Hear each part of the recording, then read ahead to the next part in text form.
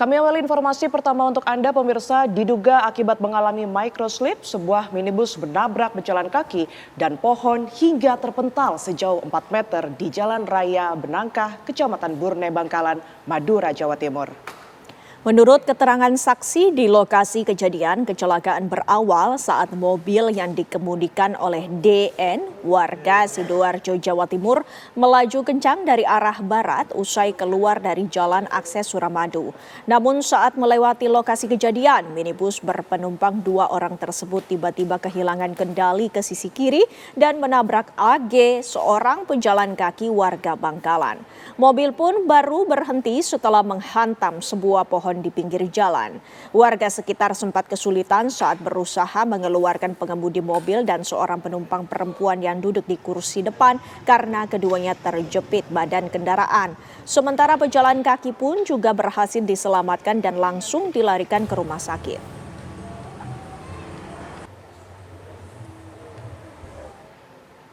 Truk bermuatan gandum menabrak bagian belakang truk kontainer di persimpangan Harapan Indah, Jalan Sultan Agung, Kota Bekasi, Jawa Barat. Akibat kecelakaan tersebut, arus lalu lintas kendaraan dari arah Cakung menuju Bekasi mengalami kemacetan.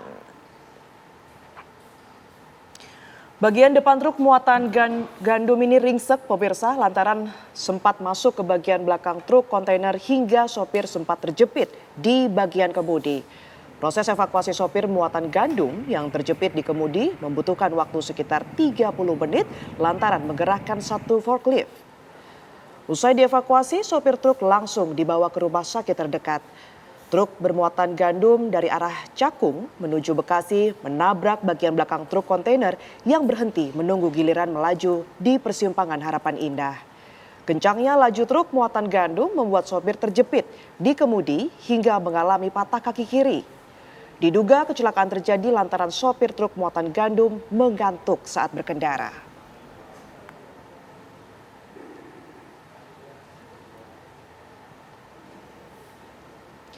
Kecelakaan maut yang melibatkan sebuah bus dan sepeda motor terjadi di Jalan Purworejo, Magelang, kilometer 8, Kecamatan Loano, Kabupaten Purworejo, Jawa Tengah. Dari hasil olah TKP diketahui bahwa bus tengah melaju dari arah Purworejo menuju Magelang. Setibanya di lokasi kejadian saat bus bergerak ke kanan dan hendak mendahului kendaraan di depannya. Dari arah yang berlawanan tiba-tiba sebuah sepeda motor melaju dengan kencang hingga terjadi adu banteng dengan bus yang mengakibatkan pengendara motor meninggal dunia di lokasi kejadian. Evakuasi korban pun langsung dilakukan oleh petugas gabungan dari PMI Purworejo, Polsek Loano dan tenaga medis Puskesmas Loano.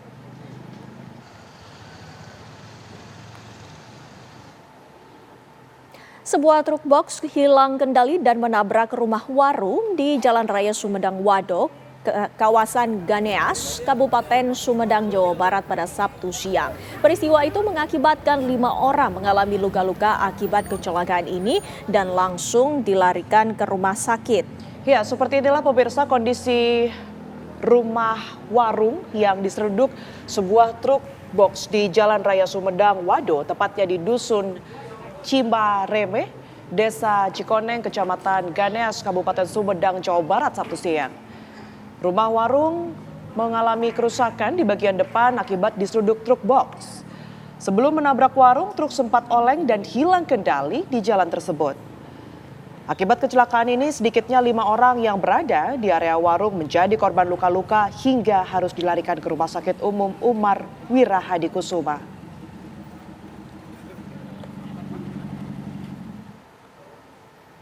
Pemirsa, longsor menerjang jalan kabupaten di Garut, Jawa Barat. Akibatnya akses menuju ke sejumlah desa terisolasi.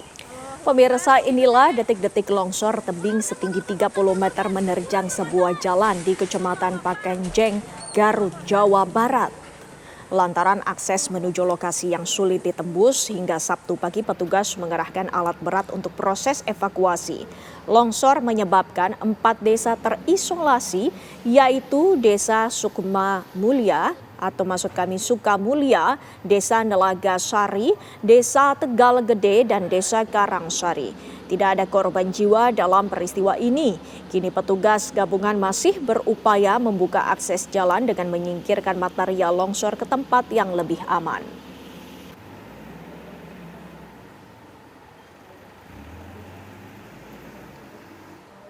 Banjir yang merendam ratusan rumah di Kampung Pojok Kelurahan Petir, Kecamatan Cipondoh, Kota Tangerang, Banten kini berangsur surut.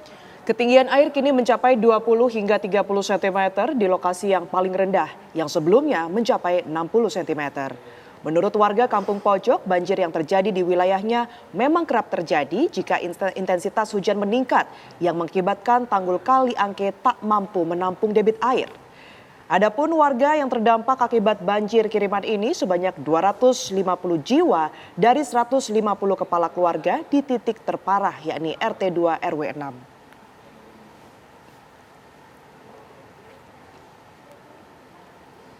Kita beralih ke informasi lainnya pemirsa, grup K-pop fenomenal Blackpink siap mengguncang Jakarta malam ini dan besok dalam konser bertajuk Deadline World Tour.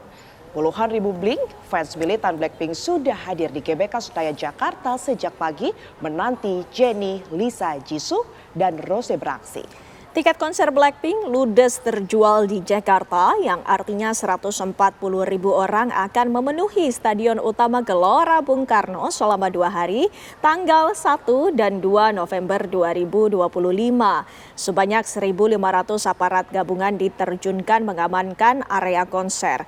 Konser ketiga ini menjadi bagian dari tur dunia mereka yang akan melanjutkan kesuksesan rangkaian tur sebelumnya seperti In Your Area World Tour dan Born Pink 2 tahun lalu.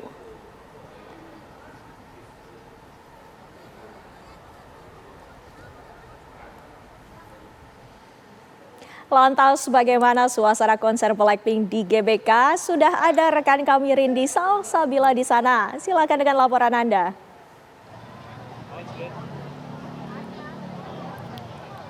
So come up with me, I'll take you high.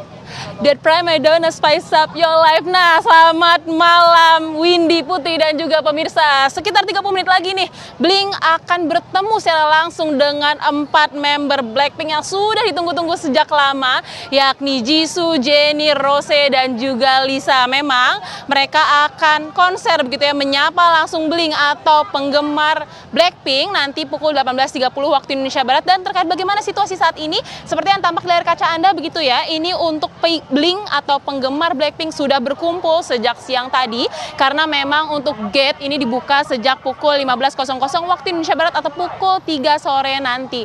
Nah, saya juga termasuk orang yang sangat antusias nih untuk melihat bagaimana keseruan, bagaimana sih sensasinya bernyanyi, berdansa bersama dengan Jennie ini salah satunya, yakni member favorit saya, lalu juga Rose, Jisoo, dan juga Lisa.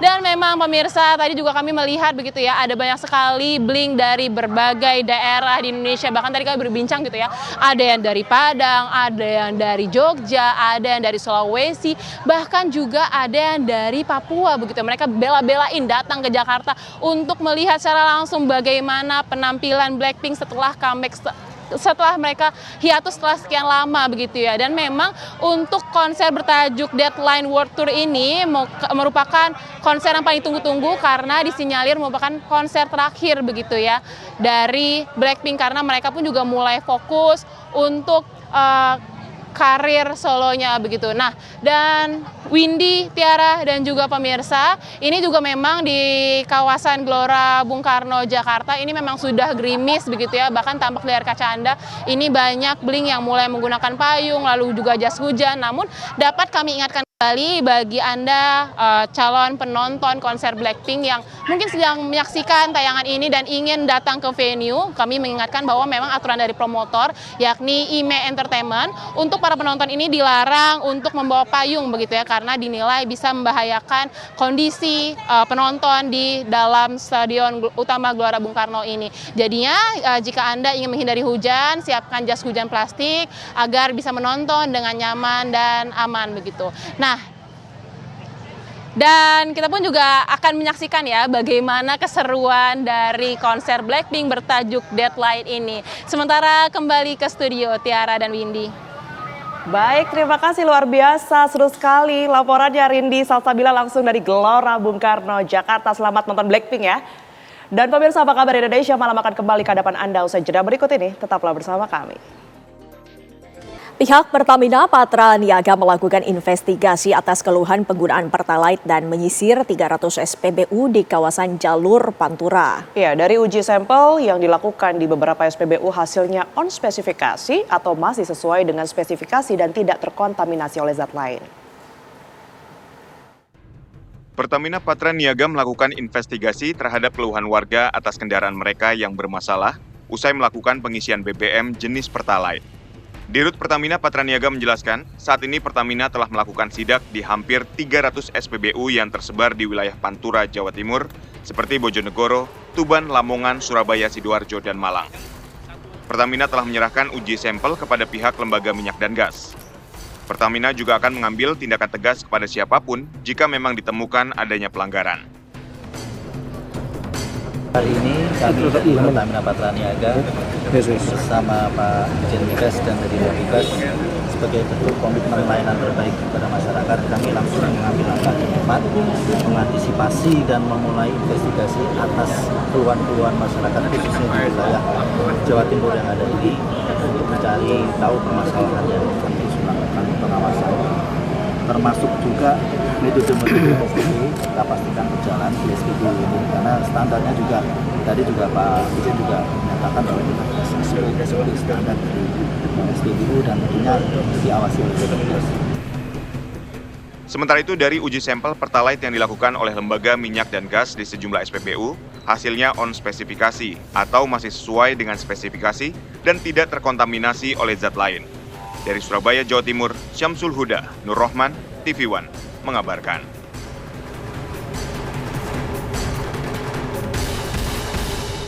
Kabar mengejutkan tentang dugaan upaya penyuapan kepada Presiden Prabowo Subianto mengemuka seiring langkah tegas kepala negara yang getol memburu koruptor dan mafia pengeruk sumber daya alam. Hal itu disampaikan langsung oleh adik Presiden Prabowo, Hashim Joyo Hadikusumo.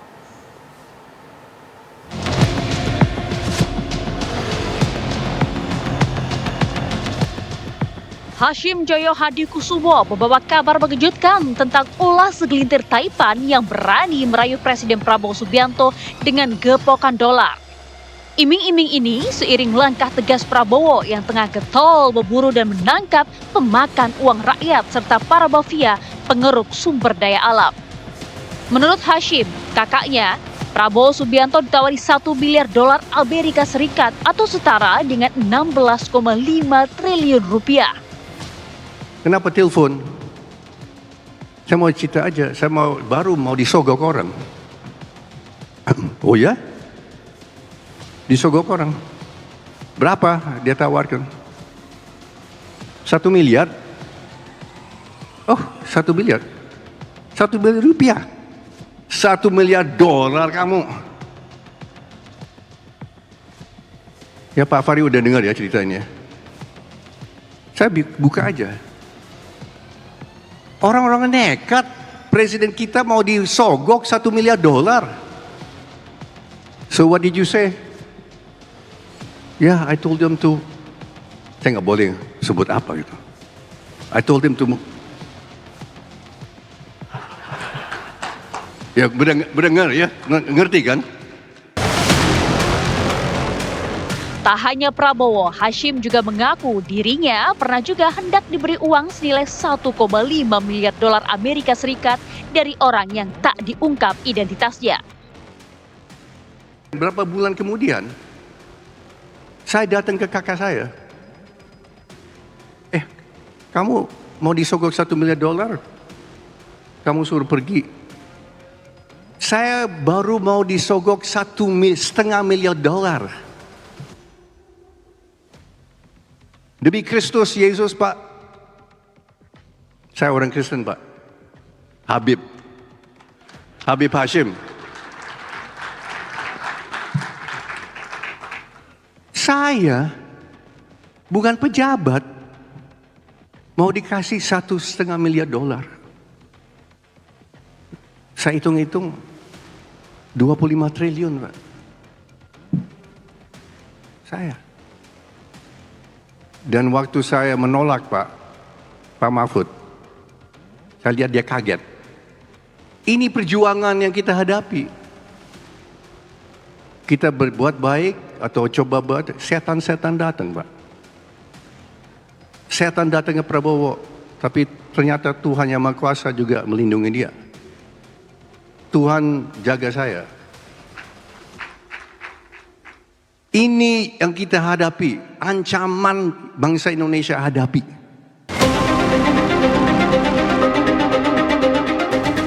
Lantas, siapa sosok yang dimaksud Hasib itu? Mungkinkah ada kaitannya dengan kelompok yang kini terusik dengan kelangsungan bisnisnya setelah terlilit kasus hukum? Dan mengapa Hasyim tak melaporkan upaya penyuapan ini?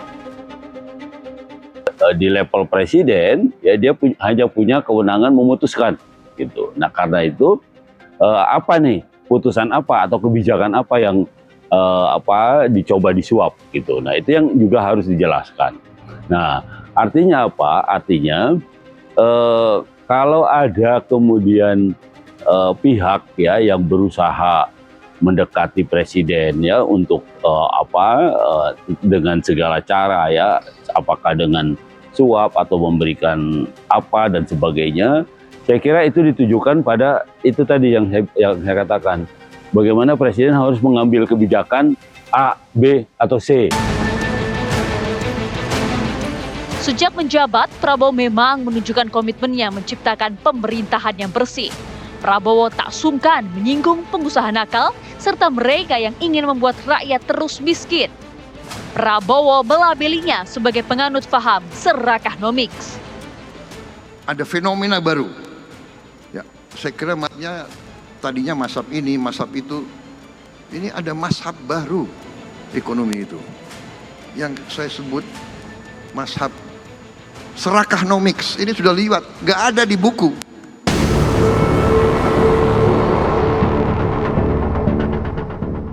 Langkah bersih-bersih pemakan uang rakyat juga terus dilakukan Prabowo.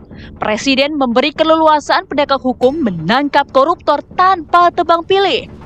Misalnya, Kejaksaan Agung dalam menuntaskan kasus korupsi ekspor minyak sawit mentah. Dari kasus itu, penegak hukum berhasil mengembalikan uang senilai 13,25 triliun rupiah ke kas negara. Selain itu, di bawah komando Prabowo, Kejaksaan Agung juga berhasil membongkar kasus korupsi minyak mentah di PT Pertamina dan menjerat pengusaha Riza Khalid yang selama ini dikenal sebagai sosok yang tidak tersentuh hukum. Apakah karena ini ada kelompok yang ingin menyuap Prabowo agar kasusnya tak terusik? Soal Pak Hasyim Mas yang bilang ada upaya orang nekat untuk menyogok Pak Prabowo, itu benar Mas? 1 miliar US dollar. Itu gimana Mas? Memang ada orang-orang nekat seperti itu? Kira-kira begitulah. Oke, thank you. Tentunya upaya penyuapan kepada kepala negara adalah perkara serius yang sudah semestinya ditindaklanjuti aparat penegak hukum.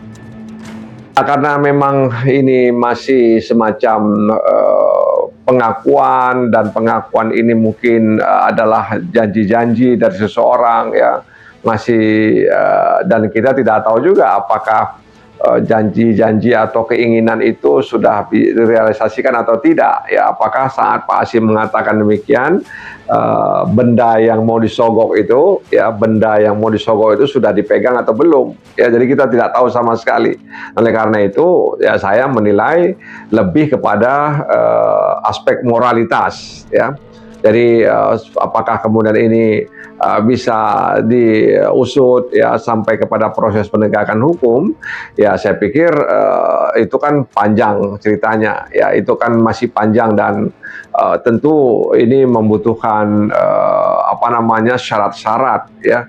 Kalau informasi ini sudah terbuka seperti ini ya, saya kira penegak hukum, apakah itu KPK atau kejaksaan gitu ya, itu sudah bisa masuk gitu. Artinya tanpa harus ada pengaduan atau pelaporan gitu ya. Karena ini tindak pidana yang umum, bukan tindak pidana delik aduan gitu yang harus diadukan gitu. Bukan. Begitu orang melihat kejahatan, siapapun yang mendengar dia punya kewajiban untuk melaporkan. Termasuk KPK atau kejaksaan atau penegak hukum punya kewajiban untuk memproses itu. Kalau sudah mendeteksi atau mendengar ada satu indikasi tindak pidana yang akan terjadi. Langkah tegas Prabowo menangkap koruptor memang telah mengusik banyak pihak. Seluruh elemen negara tentu tak boleh diam mendukung langkah Prabowo mewujudkan pemerintahan yang bersih. Pemirsa, Presiden Republik Indonesia Prabowo Subianto meminta Kementerian Keuangan dan juga Danantara untuk segera menyelesaikan utang WUSH. Lantas langkah apa yang nantinya akan diambil oleh pemerintah? Itu yang akan kami bahas sesaat lagi bersama dengan sejumlah narasumber untuk Anda di Apa Kabar Indonesia Malam.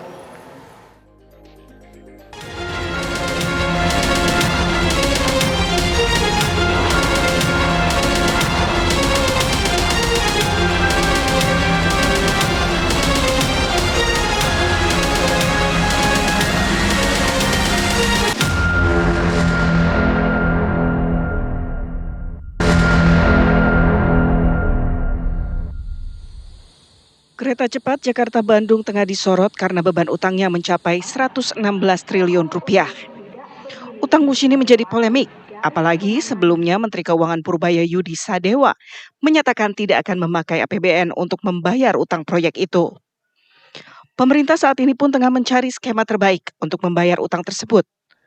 Mensesnek Prasetyo Hadi mengungkapkan, Presiden Prabowo Subianto telah memberikan arahan kepada Menko Perekonomian Erlangga Hartarto, Menteri Keuangan Purbaya Yudi Sadewa, hingga CEO Danantara Rosan Roslani untuk mencari opsi penyelesaian utang WUSH. Dibahas, kemudian Pak Erlangga, Menko Edkon, Menteri Keuangan, kemudian CEO Danantara diminta untuk, sebagaimana tadi yang saya sampaikan, menghitung lagi detailnya, kemudian opsi-opsi untuk meminta misalnya perpanjangan masa pinjaman, itu bagian nanti dari skenario skema yang terbaik.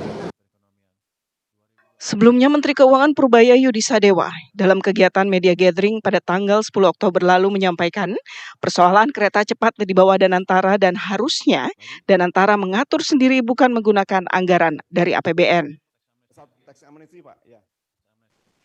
Tapi kalau ini kan kayak sisi di bawah Danantara kan ya.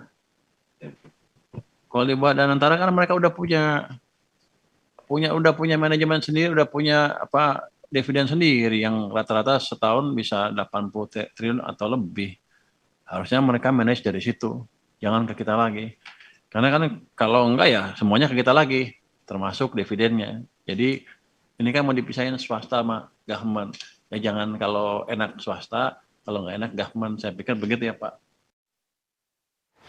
Ya, kita akan langsung membahasnya pemirsa bersama dengan narasumber yang sudah hadir di Apa Kabar Indonesia Malam. Kita akan sapa satu persatu. Di sebelah saya sudah ada Mas Sunarsip yang merupakan pengamat ekonomi. Selamat malam Mas Sunarsip. Selamat malam Mbak Tiara. Alhamdulillah sehat ya? Ya, makasih. Oke, di sebelahnya sudah ada, bergabung bersama kami juga. Ini ada Bang Arthur Subroto yang merupakan pengamat kebijakan publik. Selamat malam Bang Arthur. Selamat malam, terima kasih. Baik, melalui sambungan Zoom juga sudah tersambung Komisi 6 DPR Republik Indonesia, Bang Fernando Ganinduto. Selamat malam Bang Nando.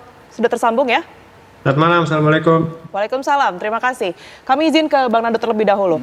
Bang Nando, kalau saat ini sudah ada polemik berkaitan dengan siapa yang seharusnya bertanggung jawab berkaitan pula dengan pembayaran utang WUSH ini, dan juga nantinya akan ada rapat khusus antara Presiden bersama dengan Danantara, Menteri Keuangan, dan lain sebagainya. Sejauh mana informasi yang diterima oleh DPR? Oh tentu kalau dari DPR kami belum mendapatkan informasi yang komplit ya, karena ini kan kami sekarang masih dalam masa reses, jadi kami tidak tahu update-nya gimana. Insya Allah hari Selasa besok kami kan udah mulai paripurna, dan Komisi 6 sudah menjadwalkan tanggal 7 November itu kita akan ke kunjungan kerja ke KCIC gitu. Nanti mungkin pada saat itu kami akan mendapatkan update yang lebih lengkap. Oke, gitu. tapi kalau respon DPR sendiri sejauh ini bagaimana, Bang Nando? Baik, jadi memang ini kan isu ini kan sudah berlangsung lama ya. Artinya kami di DPR bukan baru kemarin atau 2-3 minggu yang tahu. Kami kan tahu ini udah dari awal awal tahun kemarin kami udah tahu situasi KCIC ini gitu. Dan kami juga udah berusaha untuk bagaimana caranya KCIC ini akan kita selesaikan dalam waktu dekat ini gitu. Walaupun memang permasalahan KCIC ini kan bukan permasalahan kecil ya, ini permasalahan besar juga gitu. Namun masyarakat nggak usah khawatir, kami sudah membicarakan ini, kami sudah ada beberapa opsi untuk menyelesaikan masalah ini. Insya Allah dalam waktu dekat ini kita akan menyelesaikan ini supaya bagaimana caranya KCIC ini atau kereta cepat atau bus ini bisa berjalan, bahkan bisa berjalan sampai Surabaya gitu Mbak Tera. Oke, baik. Sudah ada upaya atau pembahasan untuk menyelesaikan kalau dari DPR. Kalau dari Mas Sunarsip, kacamata Anda menyebut upaya apa yang sekiranya nanti akan bisa dilakukan oleh pemerintah? Ya, Presiden kan sudah menugaskan Menteri Keuangan ya. Betul. Jadi sekarang tanggung jawabnya itu sudah ada di pemerintah ya. Tapi bukan berarti tanggung jawab pemerintah ini kemudian bergeser dari tanggung jawab B2B, korporasi menjadi tanggung jawab melalui fiskal. Tidak seperti itu sebenarnya. Tapi konsepnya tetap konsep semaksimal mungkin mengandalkan cara-cara penyelesaian melalui mekanisme korporasi yang melibatkan antara dalam hal ini KCIC bersama dengan konsorsium yang terlibat di dalam KCIC itu. Ya. Di situ ada PT KAI Group bersama beberapa BUMN dan termasuk juga ada konsorsium dari luar negeri yaitu dari China yang juga seorang investor juga, yang kemudian ini harus mencari solusi bagaimana menyelesaikan utang. Ya. Nah, utangnya nih ya kepada lender, yang kebetulan lendernya itu adalah bank yang ada di Cina. Nah, jadi ini yang memang harus dimaksimalkan upaya-upaya ini. Cuman memang persoalan menyelesaikan utang itu juga nggak gampang ya. Nggak gampang. Kenapa? Karena yang namanya lender di mana-mana kalau bisa itu nggak mau utangnya direstrukturisasi di mana-mana, termasuk di Indonesia. Bank itu nggak ada yang mau kalau diutangnya direstrukturisasi. Semaksimal mungkin adalah mereka minta bayar full, kan kira-kira gitu. Tetapi harus diingat bahwa ini proses ketika KCIC itu dijalankan, kan di situ ada keterlibatan, bisa jadi banknya juga salah di dalam membuat analisa. Berarti kan kalau misalnya ini dianggap sebagai sebuah kebijakan yang dulu awalnya itu adalah ada unsur ketidakakuratan di dalam membuat analisa, ya berarti banknya juga harus ikut bertanggung jawab dong. Jadi tidak hanya cukup mengandalkan tanggung jawab dari pihak pemerintah, dari pihak Indonesia terutama begitu ya, dari PT KAI gitu ya, dan grup gitu ya, juga termasuk juga harus meminta tanggung jawab begitu ya dari pihak konsorsium yang ada di luar negeri, termasuk juga meminta tanggung jawab dari pihak lender yang memberikan pinjaman. Karena satu bank itu kalau memberikan pinjaman itu pasti awalnya itu ada studi kelayakannya, feasibility studinya itu pasti ada. Kalau bank itu nggak mungkin membiayai satu proyek kalau secara finansial itu tidak layak. Ya, secara finansial itu tidak layak karena bank itu tidak boleh hanya mendasarkan pembiayaan itu berdasarkan kelayakan secara ekonomi, enggak. Kelayakan ekonomi itu tanggung jawabnya pemerintah. Tetapi begitu bicara tentang kelayakan secara keuangan, secara finansial, maka yang terlibat adalah pihak-pihak yang berbisnis di situ, yaitu ada konsorsium KAI, ada konsorsium Cina, ada juga lender yaitu dari bank dari China. Semuanya harus bertanggung jawab. Kira-kira begitu. Tahan dulu di situ, kita minta tanggapan terlebih dahulu ke Bang Arthur. Bang Arthur, kalau dari segi kebijakan publik, sebenarnya polemik ini bola panasnya ada di mana? Ya, saya kira ini satu kebijakan yang cukup berani ya. Kalau tadi melihat mendengarkan analisis Bang Sunarsip, saya kira memang luar biasa. Artinya cukup berani dan tentunya hitung-hitungannya ini juga sebenarnya kalau kita lihat juga tidak masuk. Jadi dari posisi kacamata publik sebenarnya mungkin ada satu hal lain yang memang pengen disajikan oleh pemerintahan lalu, misalkan achievement yang akan lihat oleh publik, hal-hal yang banyak yang dirasakan oleh publik, misalkan kenyamanan, kepemilikan dalam tanda kutip teknologi kereta cepat yang berasal dari China ini menjadi semacam keberanian pemerintah untuk mencoba memberikan sesuatu yang berbeda dibandingkan negara-negara ini. Kalau misalkan kita compare dengan ASEAN misalkan, Indonesia memang dianggap cukup berani dalam hal ini. Ketika itu juga pemerintah dianggap wah ini berbeda dengan yang lain. Cuma memang pemerintah juga harus betul-betul bisa memberikan sustainability-nya dari kebijakan yang sudah diambil terkait kereta cepat ini. Dan ini yang menjadi tanggung jawab, karena secara hitung-hitungan bisnis saya kira memang tidak mudah ya. Tidak mudah bagaimana cara pasarnya, karena GDP kita dibandingkan Cina misalkan itu kan masih sepertiganya kira-kira. Dibandingkan ya, kalau misalkan di China kan kereta cepat ini sudah seperti biasa. Teknologi ini sudah biasa. Teknologi kereta cepat dan jaringan dan lain sebagainya sudah biasa. Tapi di Indonesia itu berbeda karena infrastruktur transportasinya juga belum siap dan lain sebagainya. Tapi kita berani untuk itu. Nah, sebenarnya keberanian ini menurut kalau saya pribadi sih sebagai satu hal yang ketika itu menjadi nilai plus. Menurut saya dari ini yang keberaniannya menurut saya menjadi semacam titik awal ya, titik awal apa-apa yang kita rasakan sekarang, kekhawatiran apa-apa yang kita rasakan sekarang. Dan ke depan memang pemerintah juga tidak bisa lepas tangan begitu saja, karena ini pengambilan dari sisi pemerintah. Anda melihat berarti saat ini pemerintah sudah mulai terlihat lepas tangan begitu ya? Ada seperti itu, diutarakan sama Menteri Purbaya kan, jadi seperti itu. Cuma saya yakin pemerintah juga akan bisa menemukan jalan tengahnya. Bagaimana caranya ini harus diselesaikan. Nggak mungkin kemudian diterlantarkan dan lain sebagainya, karena udah ada barangnya kan seperti itu. Jadi menurut saya akan ketemu jalan tengahnya pada akhirnya. Itu yang kita harapkan. Saya bergeser terlebih dahulu ke Bang Nando lagi ya. Bang Nando tadi sempat menyebut bahwa banyak harapan juga, termasuk juga dari DPR untuk melanjutkan proyek dari yang tadinya sampai Bandung, Jakarta-Bandung, ini sampai ke Surabaya begitu ya. Tapi kan kalau kita lihat sekarang kondisinya sampai Bandung aja udah banyak yang ribut, Bang. Apakah ini mungkin dan layak untuk diteruskan proyek tersebut sampai Surabaya? Baik, jadi saya ingin menjelaskan sedikit ya. Ini kan proyek KCIC ini atau kereta cepat PUS ini kan dari pertama proyek ini dimulai itu kan konsepnya adalah B2B ya, business to business. Business to business dalam hal ini adalah konsorsium BUMN antara BUMN Indonesia dengan BUMN China gitu. Yang porsinya adalah kita mempunyai 60% dan China mempunyai 40%. Jadi mesti diingat juga China punya 40% di sini. Jadi China itu punya andil juga sebesar 40% dalam proyek besar ini gitu. Jadi kita berangkatnya dari situ dulu. Jadi B2B ini kan konsorsium antara BUMN, dan kita mesti ingat BUMN itu yang miliki siapa? Yang miliki itu adalah negara. Negara dalam hal ini hari ini yang dimiliki adalah Danantara gitu.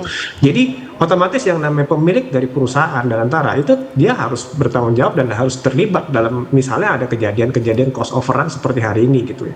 Itu yang kedua. Yang ketiga, kalaupun misalnya ada terjadi apapun yang terjadi hari ini, cost overrun kah, ada kita nggak bisa bayar bunga dan seterusnya, mesti diingat bahwa China juga punya 40% dalam proses dalam proyek ini. Baik, jadi layakkah Bang untuk kemudian dilanjutkan sampai Surabaya, Bang Nando? Proyek kereta cepat ini? Saya pikir kalau dari segi bisnis itu kita harus bicara long term dan kita harus bicara jangka panjang dan kita harus bicara sampai Surabaya karena Jakarta Bandung ini hanya 140 km. Jadi itu sangat sedikit sekali gitu untuk melakukan bisnis kereta cepat ini. Tapi tentunya kita harus membuat audit dulu, kita harus menganalisis dulu apa yang terjadi kemarin ini, kenapa kok bisa cost overrun, apa yang terjadi dan seterusnya, dan kenapa kok bisa B2B, kenapa ini itu semua harus kita analisis dulu sekarang supaya pada saat nanti kita bicara dari Jakarta ke Jawa Tengah ataupun ke Jawa Timur, ini nggak akan terjadi lagi masalah-masalah seperti ini gitu Mbak Tiara. Oke, baik Pak Sunarsip, ini mungkin nggak sih sebenarnya kalau dilanjutkan sampai Surabaya, mengingat perekonomian kita seperti yang kita ketahui saat ini ya belum cukup stabil juga begitu. Tapi dijawab usai jeda Pak Sunarsip, kami akan kembali untuk Anda pemirsa. Tetaplah di Apa Kabar Indonesia Malam. Jepang itu utang itu diberikan kepada pemerintah. Jadi utang diberikan kepada pemerintah, pemerintah nanti yang akan menggunakan dana utang ini untuk membangun infrastrukturnya, rel kereta api, apa segala macam, jembatan itu yang paling mahal. Nah artinya 100% utang ditanggung pemerintah APBN. Jadi kalau itu dulu proposal yang kita terima, ya kalau saya lihat waktu ininya, ya itu yang akan terjadi ya. Masalah sekarang sih nggak akan terjadi. Kenapa? Karena semuanya udah ditanggung APBN. Nah kalau proposal dari Cina, dia utangnya tidak ke APBN, tidak ke pemerintah, tapi kepada perusahaan joint venture. Artinya apa? utang yang diberikan ini sama-sama ditanggung oleh kedua belah pihak. Kita punya 60-40%. Jadi ya Indonesia menanggung 60%, pihak Tiongkok juga menanggung 40%. Beda tadi kalau dengan Jepang, semuanya 100% akan ditanggung oleh pemerintah Indonesia. Gitu. Jadi ini menurut saya yang fundamental dan publik perlu tahu. Terus tadi yang kedua ya, soal biaya. Ini menurut saya cukup sulit untuk membandingkan apple to apple. Kenapa? Kan orang membandingkan, oh kita sekarang habis 7,2 miliar dolar, terus kemudian proposal Jepang waktu itu jauh lebih murah ya, sekitar 4 atau 5 miliar dolar. Tapi kita sebenarnya membandingkan sesuatu yang tidak apple to apple. Satu, proyeknya ini udah selesai, keluar angka 7,2 miliar, yang ini masih di atas kertas. Ya, itu tadi pemirsa salah satu pandangan ya dari Dewan Ekonomi Nasional. Ini merupakan pandangan skema pembayaran antara sebelumnya kita ketahui ini kerjasamanya akan dilakukan dengan Jepang begitu, yang kemudian dilaksanakan dengan Tiongkok. Saya akan kembali ke Mas Sunarsip. Mas, kalau kita melihat adanya wacana kereta ini akan diperpanjang sampai Surabaya begitu dengan segala macam polemik yang ada dan juga kondisi ekonomi Indonesia, seberapa mungkin? Ya, mungkin saja, tapi kalau hanya mengandalkan konsorsium yang existing, itu tidak akan mungkin bisa kejadian. Oke. Tidak akan mungkin bisa kejadian. Kenapa? Gini, kapasitas KAI berapa sih grup? Ya, kalau mau investasi kemana gitu kan pasti nggak akan bisa. Dia misalnya, ini saya kebetulan orang keuangan ya, saya akan melihatnya dari sisi orang keuangan. Dia bank atau lender itu ngasih pinjaman setelah dia mengetahui debt to equity ratio berapa, rasio covenant-nya dia berapa. Itu harus jelas dulu ya? Jelas dulu. Okay. Dan itu kan nggak mungkin hanya mengandalkan kondisi keuangan KAI Group gitu kan. Itu satu. Jadi nggak mungkin kalau hanya mengandalkan existing konsorsium. Yang kedua, saya nggak tahu yang Cina ini yang sekarang jadi mitranya KAI itu seberapa kuat sih sebenarnya. Dugaan saya dia juga nggak terlalu kuat. Ini feeling saya ya, dugaan saya dia nggak terlalu kuat. Ya seperti sekarang dia tidak ambil action apa-apa terkait dengan polemik soal apa namanya, karena mungkin dia hanya minoritas ya, dia kan di situ 40%. Laporan keuangan lapor perusahaannya konsolidasinya ke KAI Group nih, bukan ke mereka. Gitu. Artinya apa? Mereka minoritas, dia nggak. Nah maka dia minoritas setelah melihat polemik. Mereka pasti melihat nih polemik KAI kereta cepat di Indonesia ini. Kalau investor itu melihat polemik seperti itu, pasti nadanya pasti akan negatif. Wah, kalau saya investasi ke sini lagi, mereka mempertimbangkan itu. Pasti pertimbangkan itu. Nah, artinya apa? Dua-duanya mungkin akan cari jalan keluar nih. Okay. Kalau bisa gitu, mungkin dua-duanya PT KAI atau PT dari Cina itu, dia mungkin akan cari gimana saya bisa keluar ya dari konsorsium ini. Nah, gitu. Mas, berarti dengan kata lain rumit ya untuk membuat kereta cepat ini bisa sampai Surabaya dan tidak layak, bisa dikatakan seperti itu? Layak, tetap bisa layak. Tapi memang rumit. Tidak bisa hanya mengandalkan investor dua ini. Harus ada melibatkan investor lain.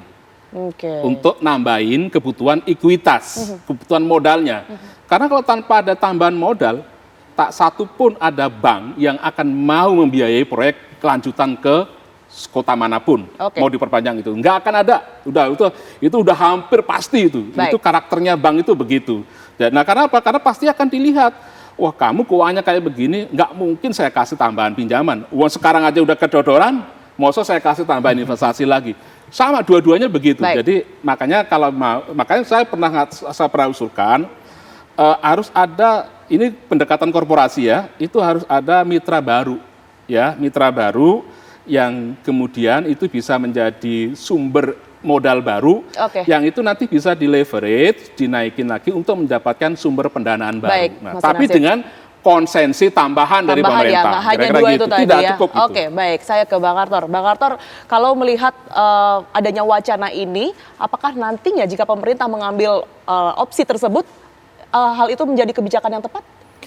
Ya, saya kira memang harus diperhitungkan lebih detail ya terkait dampak langsung maupun tidak langsungnya ke masyarakat, karena memang Jakarta Surabaya lanjutan dari Jakarta Bandung ini saya kira memang hitung-hitungan bisnisnya kan kita lihat ya, misalkan pasarnya itu kira-kira sebesar apa sih gitu.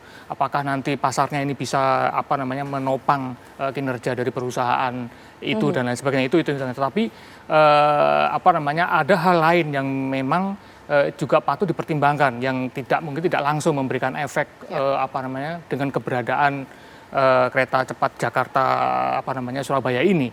Seperti misalkan masyarakat akan melihat bahwa mereka juga diperhatikan, tidak hanya Bandung misalkan itu. Jadi mereka juga punya sesuatu yang dibanggakan dari Jawa Timur, Jawa Tengah dan lain sebagainya. Itu dari sisi masyarakat ya. Saya pikir itu juga sesuatu hal yang positif. Belum nanti kalau misalkan itu juga menghubungkan banyak daerah wisata ya di daerah Jawa Timur maupun Jawa Tengah. Saya kira juga akan membuat market hal yang tidak hanya hitung-hitungan itu saja gitu ya. Itu akan menjadi supporting proposal itu, saya kira ya. Jadi sesuatu yang menurut saya ke depan juga memang harus dikejar juga, karena ada hal yang bisa mensupport itu. Misalkan ya, sampai sejauh ini saya kira BUMN kita, saya kira kan masih belum seefisien yang kita harapkan. Jadi kalau misalkan ini menjadi semacam pemicu agar BUMN kita itu lebih efisien dan efektif misalkan, dengan memperbesar keuntungan dan lain sebagainya, saya kira itu juga bisa digunakan suatu saat untuk menutupi apapun itu kekurangannya misalkan ya. Dan efek inilah yang mungkin yang kita sebenarnya dari publik, dari kebijakan publik dan sebagainya itu bisa diharapkan. Oke, Bang. Karena ini bukan sesuatu yang kita juga perlu hindari, karena kita harus memang berani gitu. Karena kalau kita pengen maju, kita itu memang harus berani mengambil risiko, dan bagaimana risiko itu kan kita mitigasi. Nah, itu ceritanya. Menurut saya perlu dikuatkan. Baik. Bang Nando, hal tersebut berkaitan dengan perpanjangan rute begitu ya, kereta cepat ini ke Surabaya nampaknya memang mungkin terjadi dan menjadi salah satu solusi, tapi banyak hal juga yang harus dilakukan, seperti salah satunya mungkin penambahan investor. Tanggapan Anda? Ya, jadi gini, yang kita mesti pahamin juga bahwa bisnis moda transportasi seperti kereta cepat ini, Mbak Tiara bisa cek, mungkin Bapak juga bisa cek seluruh dunia. Ini bukan proyek yang untung signifikan. Jadi ini benar-benar pas-pasan lah untung, kita bisa sebutnya seperti itu ya. Itu satu. Yang kedua, di dalam korporasi bisnis, apalagi dalam BUMN, ini kan Gus ini kan baru mulai ya, baru 2 tahun ya. Jadi kalau perusahaan baru 2 tahun, terus kita belum untung signifikan, itu hal biasa. Dan di korporasi manapun juga namanya permasalahan cost overrun lah, masalah yang ini yang itu hal biasa. Dan proses renegosiasi kita dengan bank itu juga hal biasa. Apalagi mereka juga udah punya 40% dari saham itu ya. Jadi ini hal-hal seperti ini permasalahan-permasalahan yang orang-orang bisnis itu menghadapinya seperti biasa. Apalagi di BUMN, kami di Komisi 6 kan punya 1046 BUMN gitu. Hal ini termasuk hal yang kecil, Mbak Tiara. Jadi nggak usah khawatir, kita akan selesaikan ini.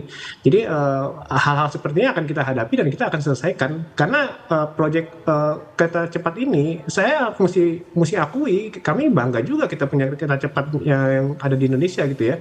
Bahkan di beberapa negara-negara tetangga kita nggak punya gitu kereta cepat seperti kita gitu. Jadi kita mesti bangga, dan saya rasa ini mesti kita lanjutkan. Berbagai cara, berbagai resiko, berbagai opsi-opsi yang tadi Bapak udah sebutkan itu saya sepakat juga. Cuman kan bukan berarti opsi itu tertutup gitu. Itu kan teori-teori yang harus kita laksanakan juga gitu. Jadi jangan sedikit-sedikit wah kalau misalnya ribut-ribut begini kita nggak lanjut lagi, kita stop apa segala macam. Jangan gitulah. Kita ada 1046 BUMN yang hal seperti ini juga kita terus lanjut. Kita gimana caranya, kita harus cari solusi, harus terus berjalan, harus kita persembahkan ini untuk warga negara Indonesia gitu. Tapi apakah sangat mendesak, Bang Nando, kereta Wush ini untuk sampai Surabaya? Nah, masalah desak-mendesak itu kan masalah kedua ya. Artinya kan tadi kan Mbak Tiara nanya apakah mungkin kita sampai Surabaya? Mungkin, tapi masalah kapannya itu saya nggak bisa jawab hari ini gitu.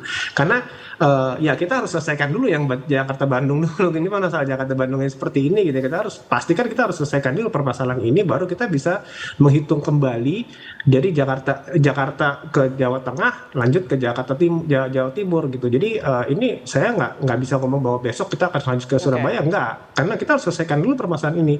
Ini harus kita selesaikan supaya kita bisa, supaya ke depan kita tidak mendapatkan permasalahan ini lagi gitu, Mbak Tiara. Baik, Mas Sunarsip, kalau kita lihat memang salah satu penyebab ataupun juga faktor begitu ya, ini kan adalah kurangnya pengguna dari Wush itu sendiri. Iya. Kalaupun itu nantinya akan diperpanjang ke Surabaya, apakah ini juga akan menjadi tambahan masalah selanjutnya? Ya, jadi begini ya, karena kita tidak bisa bilang atau kita simpulkan kalau yang terjadi hari ini itu akan kejadian tahun-tahun depan. Bisa jadi situasinya akan lain dengan pendekatan-pendekatan bisnis dan mungkin pricingnya segala macam itu bisa jadi akan lain. Jadi ya seperti yang disebut Pak Nando tadi ya, ini kita baru 2 tahun. Bahwa memang ini cukup memberatkan, ya kita harus akui itu memberatkan. Kalau saya bicara dalam konteks orang KAI nih, grup nih ya, ini berat banget saya, kira-kira gitu. Karena kan pasti KAI sendiri kan pasti punya apa istilahnya itu, punya rencana-rencana yang butuh pendanaan yang cukup besar, begitu ya. Sehingga ini yang paling besar kan masalah ini pembayaran bunga utang ya. Betul. Itu kan besar sekali dan itu cukup memakan cash flow-nya yang di KAI Group gitu. Sementara dia kan lead konsorsium ya, jadi pemimpinnya konsorsium, jadi ya dia yang paling bertanggung jawab ketika ada masalah-masalah terkait dengan hubungannya dengan lender ya, bukan dengan konsorsium yang lain, tapi terutama dengan lender yang paling dikejar itu ya PT KAI karena dia yang paling besar itu. Nah, makanya tadi itu yang paling penting itu begini ya, kalau saya bicarakan begini, kita harus cari solusi bareng-bareng. Pihak Indonesia, pihak Cina, itu harus menyadari ini ada kebutuhan untuk kita melakukan restrukturisasi. Ya, itu cara pertama dulu nih, ya. Karena kalau kita bicara tentang investasi dan lain-lain, itu mungkin tahap yang selanjutnya. Kenapa? Karena kalau kita mau ngomongin itu, terus kemudian problem keuangannya itu masih seperti sekarang, investor dan lender juga nggak akan ada yang mau, ya, nggak akan ada yang mau tuh membiayai. Makanya itu penting juga kita menjaga kondusivitas antara kita dengan pemerintah, ini bukan pemerintah ya, antara kita Indonesia dalam hal ini konsorsium yang terlibat, tapi nanti tetap akan melibatkan pemerintah untuk mencari solusi bareng-bareng. Itu dengan konsorsium Cina, itu juga dengan lender bareng-bareng gitu. Jadi ini kondusifnya harus dijaga. Karena begini, kalau ini kita juga harus bertanggung jawab ya, kalau kita sampai image KAI dan kereta api cepat itu negatif, itu image-nya nanti ke investor juga nggak bagus, ke kreditor juga nggak bagus gitu. Akhirnya mereka tidak mau lagi memberikan bekerja sama berinvestasi kepada konsorsium itu. Nah, image yang bagus itu kalau kita tetap memberikan tones yang positif terkait dengan prospek bisnis ini. Meskipun kita akui memang berat ya, memang kita hari ini berat ya. Makanya itu paling penting langkah pertama yang harus dilakukan oleh Danantara, karena ini kan masih government to government ya. Business to business ya. B2B. Maka yaitu cari jalan restrukturisasi. Ya. Nah, cari jalan restrukturisasi gimana caranya? Kita harus gandeng si konsorsium China-nya dan kita juga harus bicara dengan lender yang ada di bank. Karena ini kan banknya kan nggak ada yang dari Indonesia. Betul. Sebagian besar dari sana semua. Tiongkok, ya. Kira-kira begitu. Itu bisa menjadi salah satu solusi dan juga rekomendasi. Saya bergeser ke Bang Arthur. Bang Arthur, kalau tadi sempat saya kutip ya, menarik juga yang dibahas oleh Mas Sunarsip berkaitan dengan image Indonesia. Kita ribut-ribut, nampaknya negara-negara lain juga sudah pasti mendengar begitu. Anda sendiri menilai apa yang terjadi saat ini seberapa signifikan mempengaruhi image Indonesia? Ya, saya kira ada pengaruhnya ya sedikit banyak. Dan saya kira memang keributan yang terjadi di Indonesia ini juga akan membuat saudara-saudara kita di investor dari Cina itu juga akan kebingungan sendiri sebenarnya. Karena kita itu kan sudah sedikit agak terkenal kalau misalkan ada kebijakan itu bisa berubah secepat itu. Nah, ini yang membuat mungkin investornya juga agak-agak wait and see terus. Nah, saya kira memang ini punya pengaruh pastinya. Cuma memang ini kan Wush ini sendiri kan saya kira kalau dari saya pribadi melihat ini kan semacam buah dari hubungan baik antara Indonesia dan Cina. Apapun toolsnya yang dipakai, misalkan BUMN China dan BUMN-nya Indonesia, tapi adalah buah hubungan baik dari pemerintah Indonesia dan Cina yang selama ini saya kira mereka juga akan terus support. Nah, KCI ini kan sebenarnya bukan terus rugi saya kira. Kalau hitung-hitungan teoritisnya kan dia masih untung walaupun untungnya nggak besar, dan karena nggak besar itulah sebenarnya tidak mudah untuk menutup utang yang ada kan gitu semacam. Nah, oleh karena itu mungkin benar kita memang membutuhkan waktu yang lebih lama lagi. Nah, seperti apa nanti konsekuensinya ya itu kan hitungan bisnis to bisnis itu sudah pasti ada ya. Terkait dengan yang penting ini tidak menimbulkan kesan kepada investor lain dan investor selain China dan investor di dalam negeri China itu tidak berpikir ulang ketika mau berinvestasi lagi di Indonesia karena kita tetap membutuhkan. Kita tahu bahwa kita tuh memang kurang gitu untuk membangun itu kurang dengan ambisi kita ya itu masih kurang. Nah pasti akan membutuhkan negara lain untuk ikut. Nah bagaimana ini bisa kita atur sedemikian sehingga image itu tidak berubah dan kita terus harus optimis dengan pertumbuhan ekonomi kita seperti apa yang digariskan sama Presiden bahwa tumbuh seperti ini karena kalau nggak tumbuh maka bisnis kita juga nggak jalan. Mau memperpanjang dari Jakarta ke Surabaya tadi akan tidak mudah karena pasarnya juga nggak besar. Pasar apa sih yang mau diambil? Kan mestinya pasar pesawat ya, Jakarta dan Surabaya. Jakarta sendiri 1,5 juta per bulan, Surabaya 500. Nah, berapa besar yang mau kita ambil yang di kereta ini? Nah, hitung-hitungan bisnis saja saya kira tidak cukup menurut saya.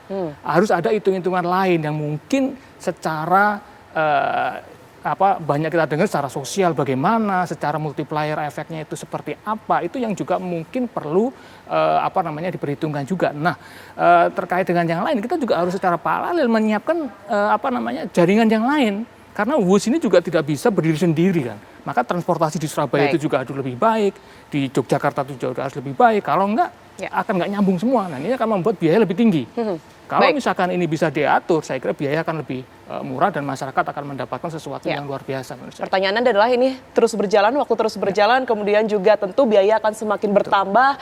Dan kembali lagi Pak Prabowo juga sudah memerintahkan jajarannya untuk segera menyelesaikan dan juga mencari solusi yang paling jitu dari permasalahan ini begitu. Nah, itu yang kemudian akan kita bahas usai jeda berikut ini pemirsa, kami akan kembali untuk Anda. Kembali di Apa Kabar Indonesia Malam pemirsa, dan sebelum saya lanjutkan perbincangan, kami akan ajak Anda untuk ke rekan kami Rizka Salsabila yang ada di Jakarta Pusat untuk mengetahui bagaimana sebenarnya respon masyarakat mengenai keberadaan kereta cepat dan juga polemik pembayaran utang kereta cepat ini. Silakan, Rizka. Ya, selamat malam pemirsa. Memang hutang kereta cepat yang ini sekian bertambah, yang mana itu mencapai ratusan triliun rupiah ini juga menjadikan beban dan mana pemerintah tengah mencari solusinya. Yang mana sebelumnya juga salah satunya dana APBN ini seringkali diungkit-ungkit yang akan membayarkan dari hutang tersebut. Lantas bagaimana tanggapan masyarakat? Sudah bersama dengan Mas Wahyu. Iya, betul, dengan Wahyu. Mas, mungkin tanggapannya nih tentang adanya kereta cepat dan juga usulan mengenai adanya pembayaran hutang dari kereta cepat ini menggunakan dana APBN. Kalau menurut Masnya bagaimana, setuju? Enggak setuju sih, soalnya awalnya digadang-gadang kan itu bisnis to business, B2B. Dan akhirnya BUMN juga kan yang awalnya pertama kali, akhirnya BUMN yang nalangin untuk melanjutin keberlanjutan KCIC ini. Dan kalau untuk hutang akhirnya BUMN juga kayaknya nggak setuju sih. Harusnya dari awal itu PT KCIC sendiri yang harus memikirkan dana tersebut bagaimana, itu sih. Masih berarti nggak setuju ya kalau misalkan menggunakan dana APBN sendiri. Nah, kalau dari Masnya sendiri, adanya keberadaan KCIC atau kereta cepat ini sebenarnya cukup membantu masyarakat nggak sih dalam transportasi dan juga kecepatan ini kan dalam waktu 1 jam sudah sampai di Kota Bandung, yang mana biasanya itu bisa sampai 3 atau 4 jam. Ya, yang kita lihat kemarin dari mantan Presiden kita Jokowi itu udah menyampaikan ya, KCIC ini bukan bisnis, bukan untuk mencari keuntungan, tapi untuk keberlanjutan masyarakat yang kerja dari Jakarta ke Bandung untuk mempermudah aja gitu kan, bukan untuk mencari keuntungan. Tapi balik lagi PT KCIC bagaimana kebijakannya, dan kita lihat baru beberapa hari ini ya Presiden kita Pak Prabowo udah memerintahkan Pak Purbaya dengan Menteri Pak Erlangga dan begitupun CEO Danantara untuk kebijakan, iya betul, mencari solusi bagaimana utang itu nggak perlu pakai BUMN atau tidak, nanti kita lihat aja nanti. Makasih ya Mas. Ya, pemirsa, seperti itu tanggapan salah satu masyarakat yang mana memang memberatkan bahwa KCIC ini ataupun kereta cepat sebaiknya tidak menggunakan dana APBN dan memangnya harus menggunakan keuntungan dari hasil transportasi biaya operasional dari KCIC itu sendiri. Demikian saya kembalikan ke Anda di studio. Baik, terima kasih atas laporan Anda Rizka Salsabila melaporkan langsung dari Jakarta Pusat. Saya kembali ke Bang Nando ya. Bang Nando, kalau saat ini kita ketahui Pak Prabowo tengah gencar menggerakkan jajarannya untuk menyelesaikan hal ini, apa dorongan yang setidaknya ini bisa dilakukan oleh DPR? Baik, jadi saya ingin klarifikasi sedikit ya tadi kepada masyarakat bahwa memang bisnis ini bukan bisnis G2G ya, jadi ini B2B, jadi jangan khawatir kalau kita tidak akan pakai APBN. Karena itu udah melenceng kalau kita pakai APBN, karena ini B2B. Itu yang pertama. Yang kedua, kita mesti pahami hari ini permasalahan kita di KCC itu ada dua. Yang pertama adalah kita mempunyai bunga yang sangat besar dan kita mempunyai sales yang hanya 50%, Mbak Tia Raja. Ini yang harus kita tingkatkan. Kan bisnis bus ini kan baru 2 tahun ya. Dari 2 tahun ini kita udah mencapai bisa menjual tiket sebanyak 50% dari 100% gitu. Itu yang kedua. Yang ketiga juga dari bisnis TOD-nya kita juga belum maksimal. Di Tegaluar itu masih banyak kita tanah-tanah yang bisa kita manfaatkan. Di Pajajaran di Padalarang juga masih banyak gitu. Jadi sebenarnya masih banyak strategi-strategi yang akan kita lakukan untuk gimana caranya KCJ ini tetap jalan. Dengan yang bersamaan proses negosiasi antara masalah bunga itu juga kita harus lakukan. Nah, itu udah berjalan sekarang gitu. Jadi saya rasa solusi dari pemerintah atau BUMN atau Danantara untuk menyelesaikan masalah KCC ini udah depan mata sebenarnya, Mbak Tiara. Tinggal gimana caranya mereka melakukan opsi yang terbaik di antara semua opsi yang ada di depan mata supaya pemerintah bisa menyelesaikan masalah KCC dan warga negara Indonesia bisa menggunakan KCC terus ke depan gitu. Oke, kalau kita berbicara mengenai audit ulang misalnya, Bang Nando, apakah ini juga akan dilakukan DPR atau bahkan sudah ada data berkaitan dengan hal tersebut? Ya tentu karena ini permasalahan juga ada permasalahan yang tentu yang ini memicu kita untuk mengadakan audit ya. Nanti kami akan mencoba untuk mengurai permasalahan ini, kenapa permasalahan ini bisa terjadi gitu loh. Itu supaya bagaimana kalau kita melanjutkan proyek ini ke depan atau proyek-proyek lain di Indonesia yang melibatkan BUMN tidak akan terjadi lagi permasalahan ini. Tentu itu baik sekali bagi kami untuk melakukan audit untuk permasalahan ini gitu. Dan hasilnya nanti akan disampaikan ke publik? Tentu harus disampaikan ke publik karena ini kan udah menjadi konsumsi publik ya. Nanti kita akan sampaikan itu. Oke, baik, Mas Sunarsip. Mas Sunarsip, kalau kita berbicara mengenai sekian banyak tadi sudah diberikan solusinya dan juga dari DPR juga, apa yang setidaknya paling mungkin, paling possible untuk dilakukan saat ini? Yang pertama, seperti yang saya sampaikan tadi, langkah paling urgen itu restrukturisasi utangnya.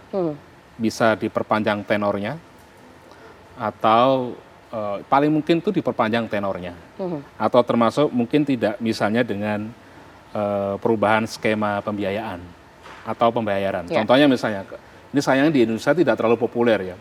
Kalau di luar negeri, proyek-proyek infrastruktur itu rata-rata mereka itu mendasarkan sumber pembayaran utangnya itu seluruh 100% itu dari pendapatan yang diperoleh oleh proyek itu.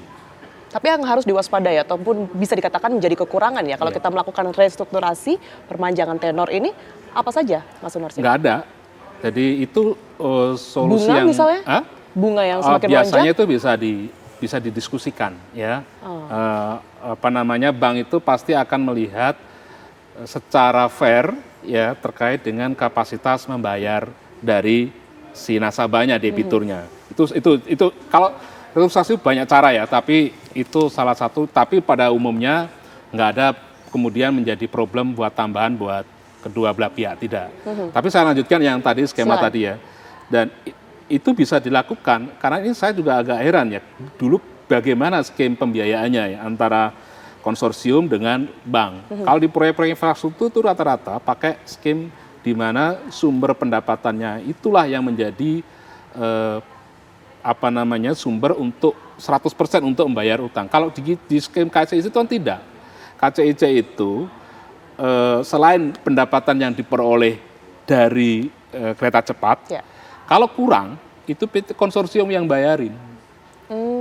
Kalau kurang, itu konsorsium ya. Itu yang sehari ini itu membuat posisi PT KAI itu merasa berat. Mungkin kalau mau ditanya nih, kalau mau ditanya jujur nih, bisa jadi kalau kayak begini mending saya keluar dari konsorsium. Bisa jadi loh ya, ini kalau ditanya seperti itu. Karena memang berat, karena konsep yang dia kontrak perjanjian dengan lender adalah kalau revenue dari KCIC itu tidak cukup, maka pihak konsorsium yang harus menanggung sumber pembayarannya. Dari karena silitnya itu adalah PT masalah baru KAI. ketika KCIC tidak bergabung lagi begitu ya pastinya. Gimana? Akan menjadi masalah baru tentunya. Oh enggak, kalau yang saya maksud itu gini, kalau PT KCIC itu nggak cukup duitnya gitu ya, maka PT KAI yang harus nanggung dan itu memberatkan posisi cash flow-nya si KAI. Nah, makanya nah ini masalahnya saya nggak tahu nih posisinya. Mestinya ya bukan hanya KAI itu yang nanggung. Pihak si dugaan mestinya logikanya begini, logikanya kalau KAI itu juga harus ikut nanggung, konsorsiumnya juga harus ikut, yang lain juga ikut nanggung si pihak lender konsorsium dari Cina tadi itu. Nah, masalahnya memang gini, bisa aja KAI ini kan ya namanya KAI ya, gitu walaupun ini perusahaan transportasi perkereta apian terbesar di Indonesia, tapi kan pasti dia juga harus mikirin bagaimana menjaga pelayanan layanan dia sendiri gitu ya, sehingga tidak mau juga kalau sumber dana yang dia dimiliki itu habis untuk membayar untuk utang-utang yang dia ada di KCIC itu tadi. Sejauh ini restrukturasi ya yang masih terbaik dan paling mungkin setidaknya. Jangka pendek. Jangka pendek, oke. Baik, saya bergeser ke Bang Arthur. Pandangan Anda seperti apa? Ya, jadi saya kira selain restrukturasi dan lain sebagainya itu kan memang hitung-hitungan bisnis ya, karena kan harus cari permasalahan seperti apa, penyelesaian seperti apa. Dan saya kira beberapa hal yang dari internal KCIC misalkan salah satunya ya mungkin ini akan memicu mungkin dia bisa berpikir memperluas line bisnisnya. Saya kira kenapa kita juga butuh sampai Jakarta Surabaya, mungkin suatu saat dengan adanya kereta cepat ini logistik kita akan lebih murah dengan menggunakan kereta cepat ini. Jadi tidak hanya penumpang, kalau Bandung Jakarta kan ya penumpang lah ya, kalau nganterin barang kan nggak mungkin. Tapi kalau sampai Surabaya mungkin akan membuat logistik biaya kita itu biaya logistik kita ya akan berkurang dan akan lebih murah buat pengiriman dan lain sebagainya. Dan ini yang saya kira juga bisa kemungkinan membuat keuntungan lain ya dari KCIC di masa depan. Jadi saya kira many option ya bisa tetap bisa dilakukan, dan saya kira memang hal-hal yang membuat bisnis itu sulit harus dipermudah. Artinya pemerintah di sinilah perannya saya kira ya. Secara lebih komprehensif bagaimana agar infrastruktur kereta cepat ini kalaupun nanti sampai Surabaya diikuti dengan yang lain. Ya, misalkan dengan membuat ekonomi bisnis kita itu baik dan lain sebagainya, sehingga logistik kita itu akan jalan, dan ini yang membuat ekonomi kita akan jauh lebih berkembang dan vibrant gitu ya. Terima kasih. Tentunya kita harapkan ya dalam waktu dekat ini akan segera ada solusi begitu, apa yang kemudian menjadi beban negara saat ini, utang itu juga akan semakin terpecahkan begitu permasalahan kita semua, dan termasuk juga pembicaraan kita malam ini. Terima kasih banyak Bang Arthur, kemudian juga Mas Sunarsih, dan yang juga bergabung melalui sambungan Zoom Bang Fernando, terima kasih sudah berbagi mengenai perspektif dan juga pandangannya. Sehat selalu semuanya. Terima kasih.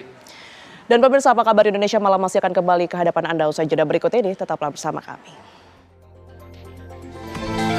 Anda kembali bersama kami, pemirsa. Sebuah kecelakaan lalu lintas yang melibatkan bus Trans Jogja dengan sepeda motor terekam kamera CCTV di Jalan Raya Jogja Wates, Gamping, Sleman, Yogyakarta. 1 tewas akibat terlempar keluar jalan.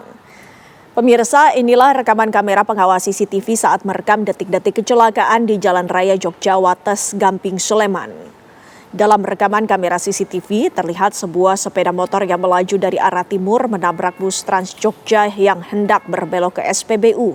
Kuatnya benturan membuat pengendara motor terlempar hingga keluar dari jalan. Akibatnya, korban berinisial PM, warga Purworejo, Jawa Tengah, meninggal dunia di lokasi kejadian karena luka berat di kepala. Kedua kendaraan yang terlibat kecelakaan ini kini telah diamankan di Mapolsek Gamping, Sleman. Sementara kasus ini ditangani oleh unit Laka Lantas Polresta Sleman karena adanya korban yang meninggal dunia.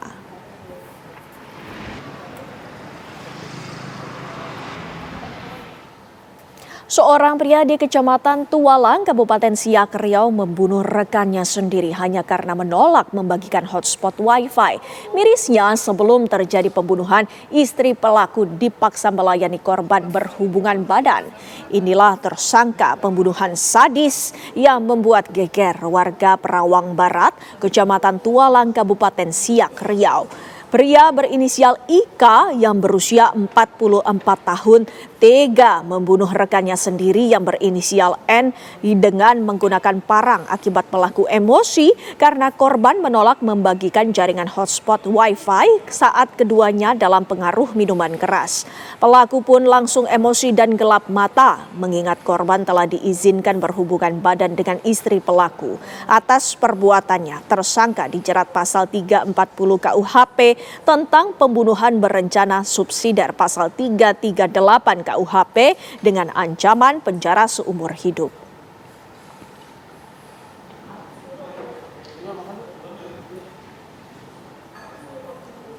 Sejumlah pengemudi mobil terjaring razia yang digelar Satuan Lalu Lintas Polrestabes Surabaya Sabtu dini hari. Razia ini digelar di Jalan Gubernur Suryo, Surabaya dengan sasaran utama pengemudi yang diduga berada di bawah pengaruh alkohol usai merayakan pesta Halloween. Beginilah suasana Jalan Gubernur Suryo di Jalan Gerahadi, Surabaya. Seluruh kendaraan yang melintas dicek oleh Satlantas Polrestabes Surabaya. Sejumlah pengendara yang dicurigai mabuk dihentikan untuk kemudian diperiksa dengan alat pengukur alkohol. Selain itu, petugas juga menemukan beberapa botol minuman keras di dalam kendaraan. Dalam razia kali ini, polisi mengamankan seorang pengemudi wanita yang kedapatan mabuk berat dan melawan petugas saat diperiksa kandungan alkoholnya. Razia yang digelar Satlantas Polrestabes Surabaya menjadi langkah preventif Satlantas Polrestabes Surabaya untuk menekan angka kecelakaan akibat pengaruh alkohol yang marak terjadi.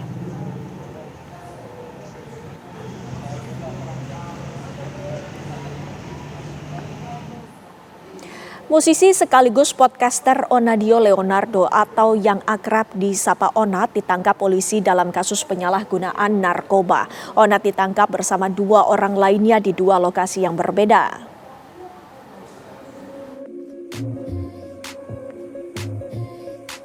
Dunia selebritis kembali dihebohkan dengan penangkapan artis terkait penyalahgunaan narkoba. Kali ini Onadio Leonardo atau yang akrab disapa Onat.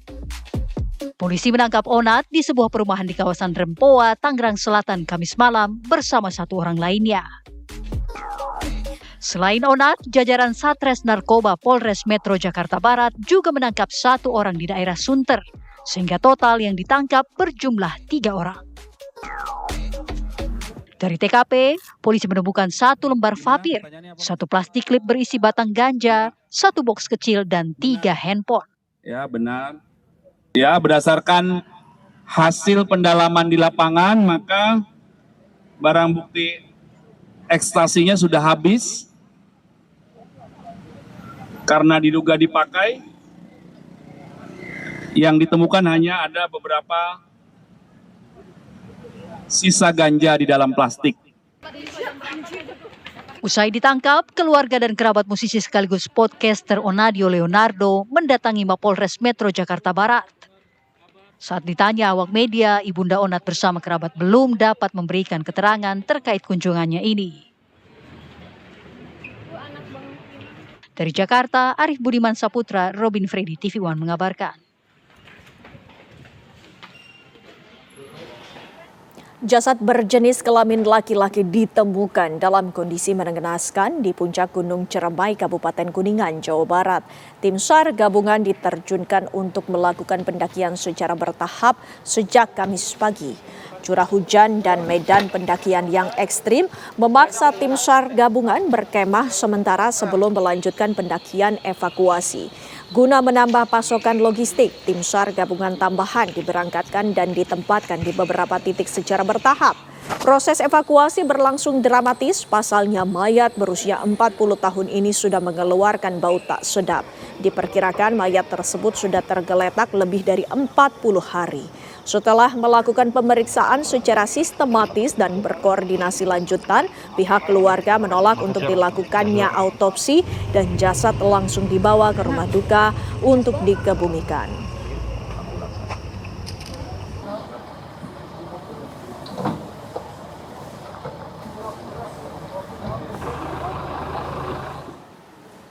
Seorang pria yang mengendarai sepeda motor diduga melakukan aksi bunuh diri di flyover Pasupati, Kota Bandung dengan menggunakan tali pada Jumat malam. Seorang pria yang diperkirakan usianya 20 tahun ditemukan tergantung di atas flyover Pasupati, Bandung. Diduga pria yang belum diketahui identitasnya itu gantung diri menggunakan tali dan langsung loncat dari atas jembatan. Evakuasi pun berlangsung dramatis, petugas damkar menggunakan armada kren langsung mengevakuasi korban.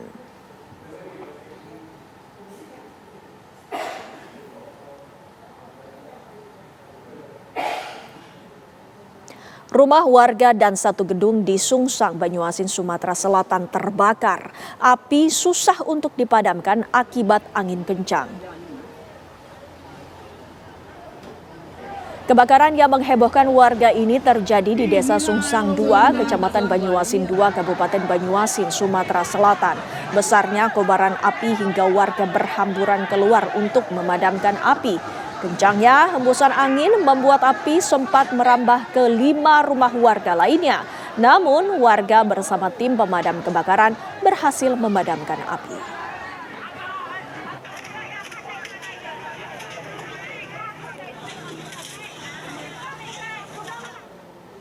Grup K-pop fenomenal Blackpink siap mengguncang Jakarta malam ini dan besok dalam konser bertajuk Deadline World Tour. Puluhan ribu Blink, fans militan Blackpink sudah hadir di GBK Senayan, Jakarta sejak pagi menanti Jennie, Lisa, Jisoo, dan Rose beraksi. Tiket konser Blackpink ludes terjual di Jakarta yang artinya 140 ribu orang akan memenuhi Stadion Utama Gelora Bung Karno selama 2 hari tanggal 1 dan 2 November 2025.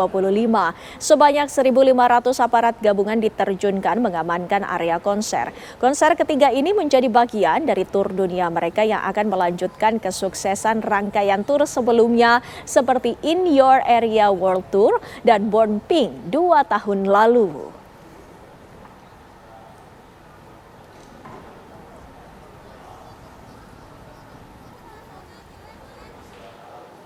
Bagaimana suasana konser Blackpink di GBK? Sudah ada rekan kami Rindi Salsabila di sana. Rindi, silakan dengan informasinya.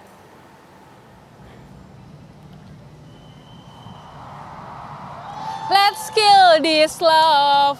Nah, Windy dan juga pemirsa, begitulah cara Blackpink tadi sekitar pukul 19:10 waktu Indonesia Barat menyapa Blink alias penggemar Blackpink. Dan tadi memang untuk konser dari Blackpink ini sendiri, Blackpinknya mulai muncul atau menyapa para penontonnya begitu ya, dimulai sejak pukul 19:10 waktu Indonesia Barat. Dan tadi jika kami dapat mengabarkan pada Anda bahwa sekitar pukul 18.30 waktu Indonesia Barat memang sempat hujan deras begitu ya untuk di area Stadion Utama Gelora Bung Karno Jakarta ini. Namun itu tidak menyurutkan semangat Blink begitu, karena mereka memang sudah sangat menanti-nanti kedatangan atau kehadiran dari Jisoo, Jennie, Rose, dan juga Lisa. Dan tadi memang sudah ada beberapa lagu begitu yang diputarkan setelah mereka 25 menit tampil, seperti ada Shutdown, lalu juga ada Dududu, lalu juga ada Kill This Love, dan sebentar lagi kalau saya dengar ya lagunya ya, tampaknya akan memutarkan lagu Type of Girl gitu. Dan pemirsa, seperti yang tampak layar kaca Anda, ini memang sudah mulai sepi ya untuk di area Plaza Utara ini, karena memang untuk pengunjung sudah mulai masuk untuk menyaksikan penampilan Blackpink.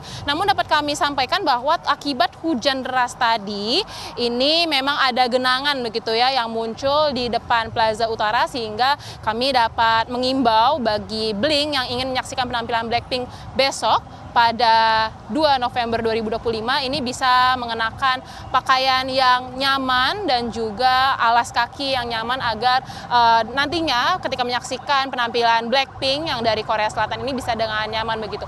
Dan memang pemirsa dapat kami sampaikan juga bahwa berdasarkan aturan dari promotor yang membawa Blackpink untuk konser Jakarta yakni IME Entertainment, untuk penonton ini dilarang membawa payung karena payung ini dinilai dapat membahayakan dan membatasi pandangan dari penonton di dalam area konser. Sehingga bagi Anda yang ingin menyaksikan konser Blackpink diimbau untuk membawa jas hujan sendiri seperti jas hujan plastik begitu. Dan sekarang pun juga untuk konser ini masih berlangsung sangat meriah, bahkan tadi saya ikut antusias begitu ya, ikut bernyanyi, dan nanti kami akan mengabarkan lebih lanjut kepada Anda bagaimana proses dari konser ini. Dan sementara demikian laporan dari kami, Windy, kembali ke studio.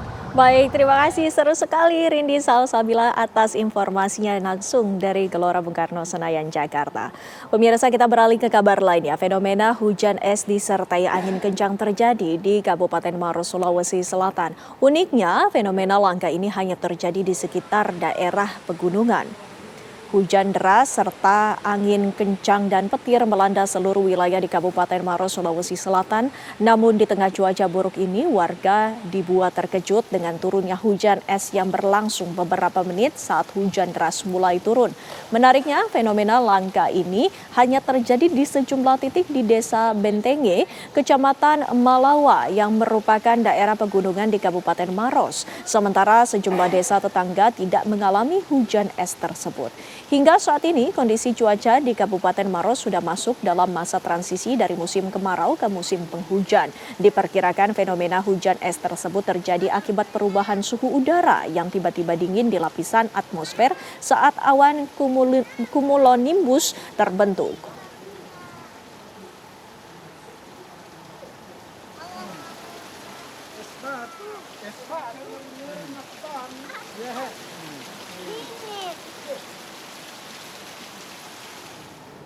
Pemirsa, Presiden Republik Indonesia Prabowo Subianto telah tiba kembali ke tanah air. Kami akan hadirkan informasi selengkapnya sesaat lagi. Pemirsa, artis K-pop G-Dragon tampil dalam jamuan makan malam KTT APEC 2025 di Gyeongju, Korea Selatan. G-Dragon bersama sejumlah artis dan penari menghibur sekitar 400 tamu termasuk para pemimpin APEC dan pasangannya dalam jamuan makan malam di Hotel Lahan Select Gyeongju pada Jumat malam. Dalam acara tersebut, Presiden Tiongkok Xi Jinping dan Presiden Korea Selatan Lee Jae-myung terlihat berbincang santai. Lee dijadwalkan menggelar pertemuan dengan Xi pada Sabtu di acara KTT APEC termasuk dalam jamuan makan malam kenegaraan.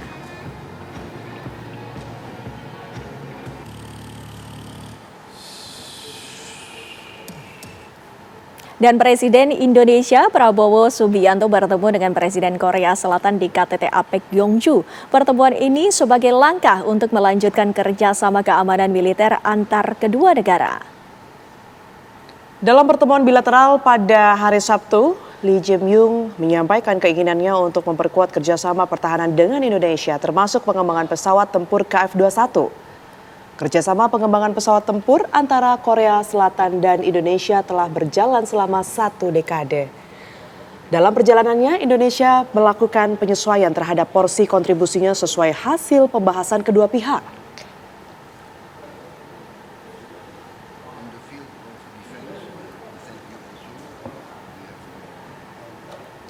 Presiden Prabowo Subianto tiba kembali di tanah air usai menghadiri konferensi tingkat tinggi kerjasama ekonomi Asia Pasifik KTT APEC 2025 di Gyeongju, Korea Selatan.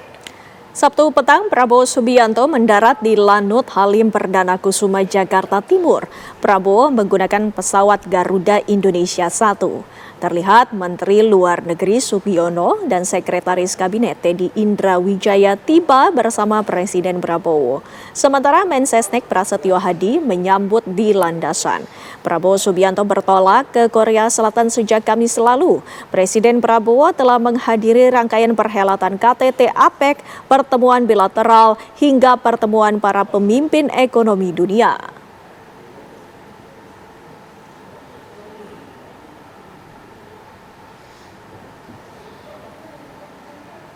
Presiden Prabowo Subianto tiba kembali di tanah air usai menghadiri konferensi tingkat tinggi kerjasama ekonomi Asia Pasifik KTT APEC 2025 di Gyeongju, Korea Selatan. Langsung saja kita tanyakan kepada rekan Yohanes Leonardo dengan informasi selengkapnya. Silakan Ardo.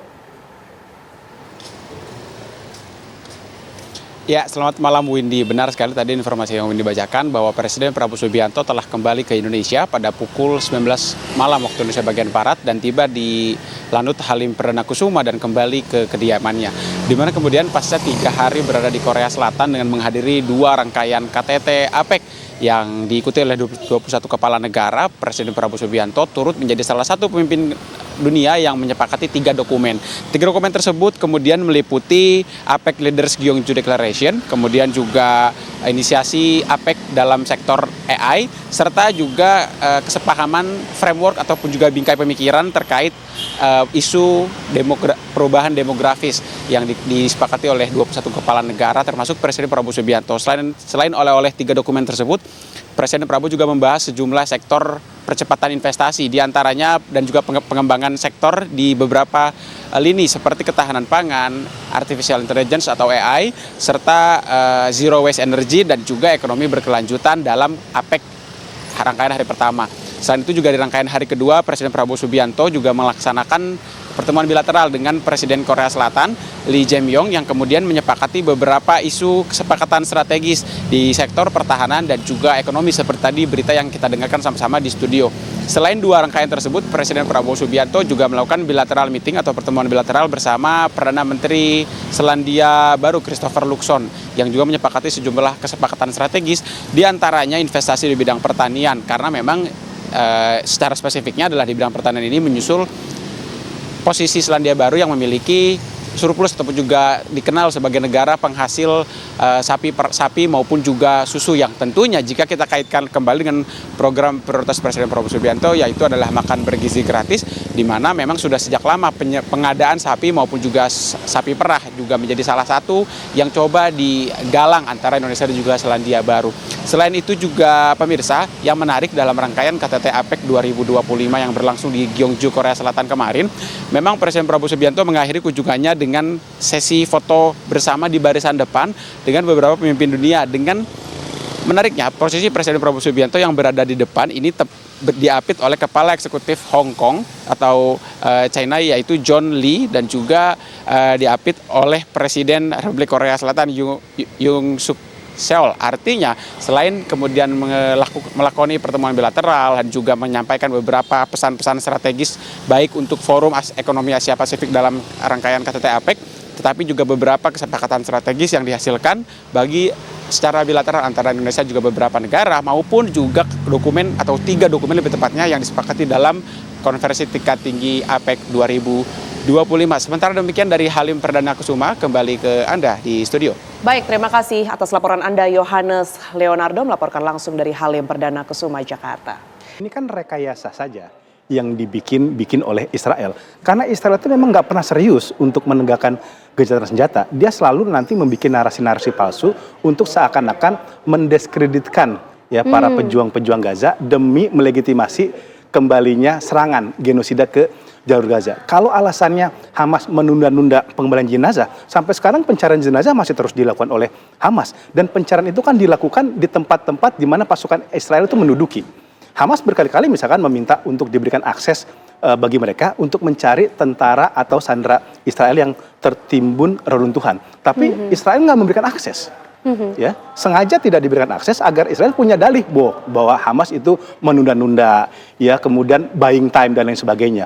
Lalu ada lagi nanti alasan lucunya, katanya pasukannya di Rafah diserang oleh Hamas. Lah Rafah itu diduduki penuh oleh Israel, bagaimana Hamas bisa menyerang? Gitu ya. Jadi ini memang hanyalah permainan kata-kata. Ya, hanyalah permainan kata-kata dan omong kosong dari Israel bahwa mereka memang benar-benar tidak menginginkan gencatan senjata. Mereka masih pengen terus kok untuk melakukan serangan. Dan itu dikatakan sendiri oleh Netanyahu bahwa gencatan sementara hanyalah jeda sementara, bukan berarti berhentinya perang. Mereka tetap punya keinginan untuk mencablok Gaza dan mengusir warganya dari jalur Gaza. Pemirsa, informasi tadi sekaligus menutup perjumpaan kita pada malam hari ini. Saya Windy Wellingtonia. Dan saya Tiara Haraha. Pemirsa, kami pamit undur diri. Terima kasih. Sampai jumpa.